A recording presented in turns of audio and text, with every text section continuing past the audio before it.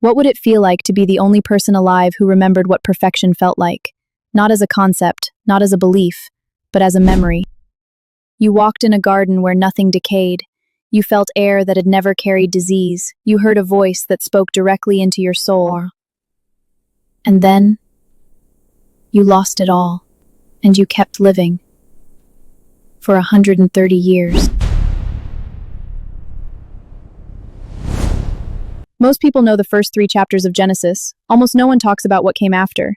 But buried in the genealogy of Genesis 5, a chapter most people skip entirely, is one of the most haunting numbers in all of Scripture. 130 years. That is how long Adam lived before his son Seth was born. 130 years of silence the Bible barely touches. Today, we're going inside that silence. We are not here to simply retell the garden story. You've heard that. We're here to do something different.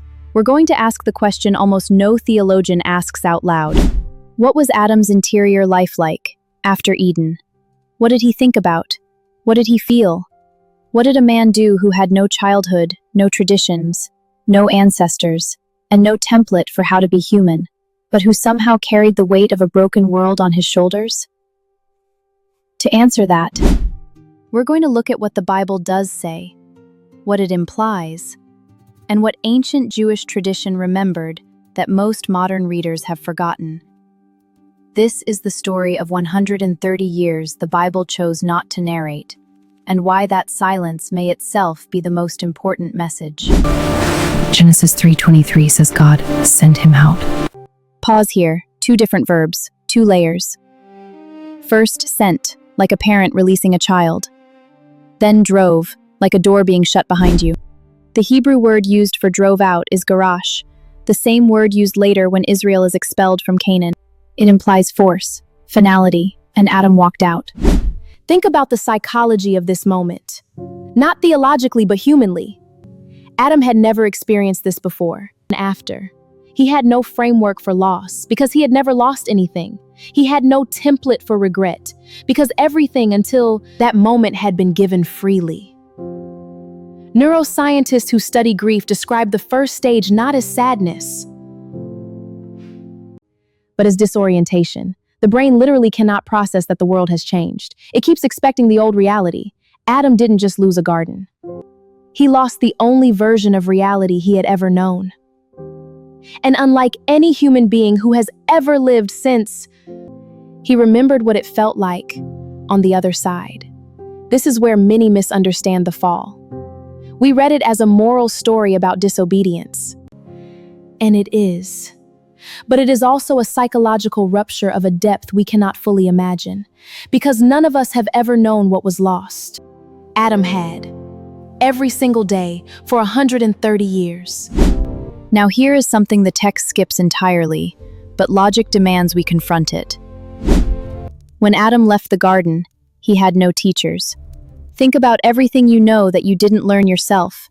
Language taught, fire shown to you, planting handed down. Adam had none of that. He was, in the most literal sense, the original autodidact, the first human being who had to figure out how to survive on a planet that now, according to the text, was working against him. Genesis 3:7-18 says the ground was cursed, thorns and thistles, painful toil. Think about this, the man who had once named every living creature, demonstrating a mind of extraordinary capacity, was now learning how to coax food from resistant soil. The same intelligence that cataloged all of creation was now solving the problem of, how do I not starve? Jewish mystical tradition, particularly within Kabbalah, holds an extraordinary idea that Adam, in his original state, possessed a form of consciousness that was qualitatively different from ours, a direct, unmediated perception of reality. The rabbis called it the neshama ha'elyona, the higher soul. After the expulsion, this wasn't taken away, but it was, in their language, veiled. What that means psychologically is remarkable. Adam could feel that something in his perception had changed. He knew something was gone that he couldn't fully access anymore. Like a musician who, after an injury, can still remember what music felt like to play, but cannot play it the same way. He carried the memory of a different kind of knowing. And he lived with that every day. At some point in those 130 years, the Bible doesn't tell us exactly when, Adam and Eve had children. We know two of them by name, Cain and Abel. And we know what happened. But I want to stop here and ask a question almost no one asks. What was Adam's role in what happened between his sons? Because here's the uncomfortable implication buried in the text. Adam and Eve had already experienced the consequences of a single act of disobedience. They had walked with God. They had heard that voice. They had felt the weight of what broken trust costs. They knew things about God, about consequence, about guilt, that they could have told their children. Did they? There's a silence in the Genesis text that ancient Jewish commentators found deeply troubling. The Midrash asks precisely this question, and one tradition suggests that Adam and Eve were unable to fully communicate what they knew, because the reality they had experienced was so far beyond what their children could understand. This is a profoundly human problem, isn't it? The parent who has survived something catastrophic, a war, an addiction, a profound failure, who tries to warn their children and cannot make them feel the weight of it. The children hear the words but cannot access the experience behind them. Cain and Abel were born into a fallen world. It was the only world they knew. But Adam carried the memory of the other world and couldn't transfer it. There is something almost unbearably lonely about that. And then, Cain killed Abel, the first human death in recorded history, and it was a murder, committed by a son, against a brother. But this is where everything changes, because we almost never talk about what this meant for Adam. Think about it. Adam had already lost one world. The garden. Now he lost something else. The belief, perhaps, that the damage could be contained. He had two sons. One was now dead. One was now exiled, cursed, marked, driven away. For all practical purposes, Adam lost both sons on the same day. The psychological term for what Adam would have experienced is compound grief. Multiple losses layered on top of each other in a short span, where each new loss reactivates all the previous ones. But there is something even more specific here, something clinical and precise. Adam likely experienced what modern trauma psychology calls survivor's guilt with causal proximity.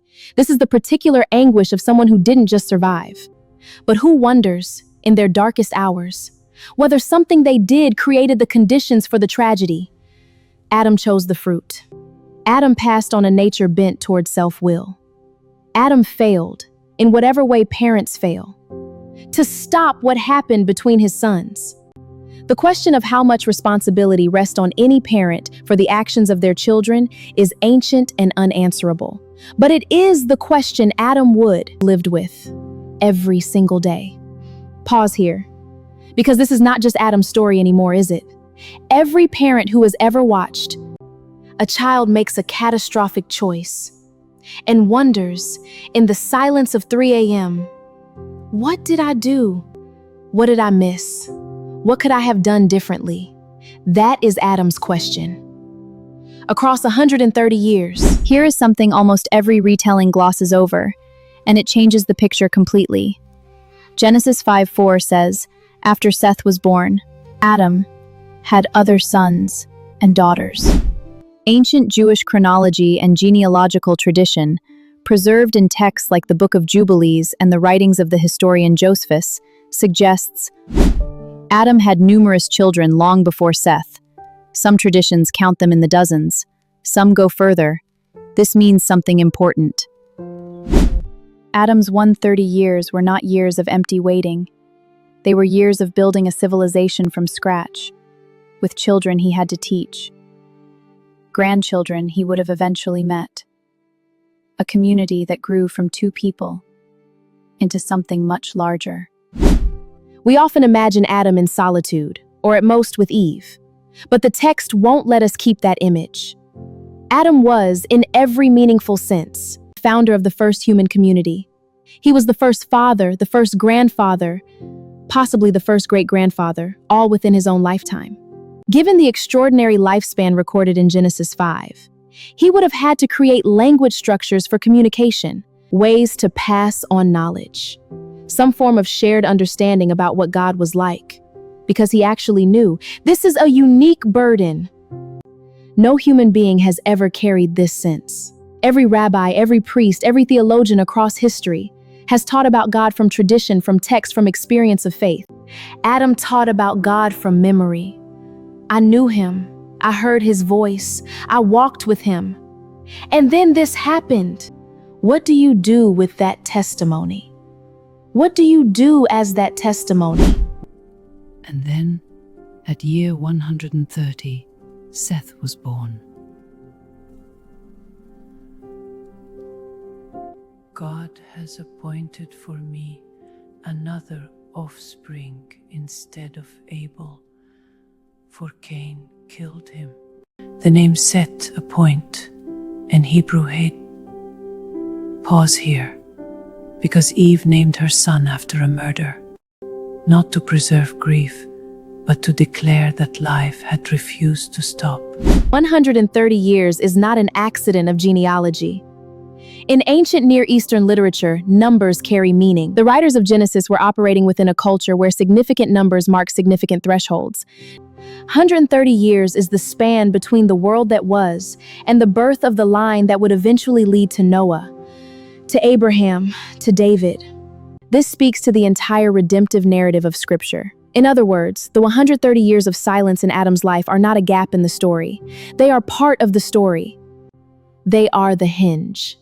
The question isn't why God waited 130 years to give Adam Seth. The question is, what did Adam become during those years that made him capable of fathering the line that would carry everything forward? Grief, when it doesn't destroy us, has a strange alchemical quality, strips away everything that isn't essential. It burns off pretense. It leaves something behind that is harder, quieter, and more real. Adam at 130 was not the same being as Adam on the first day outside Eden. He had seen too much. We are all changed by what we cannot control. He had been shaped by loss in ways that may have been paradoxically necessary. Genesis 5:5 ends Adam's story with 10 words. And all the days that Adam lived were 930 years, and he died. Just like that. A man who walked with God, who knew perfection, who fathered humanity, who witnessed the first murder and outlived both victims.